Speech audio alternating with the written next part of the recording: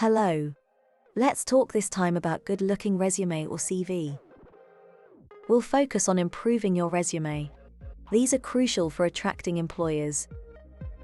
A well-constructed resume is a powerful tool. Remember about good font, evenly set margins, line spacing, clear section headings. It draws in the right candidates. A compelling resume is composed of 5 essential elements. Let's look at each. Let's start with the job title. It should be precise and accurately reflect the role. For example, Senior Data Scientist is a clear job title you are applying for. Next, we have the details. It should include your name and surname and contact information.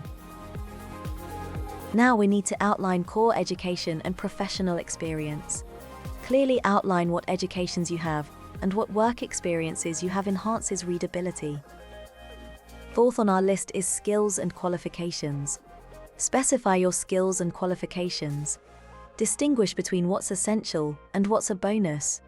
Fifth is references. Add at the end details of contact person.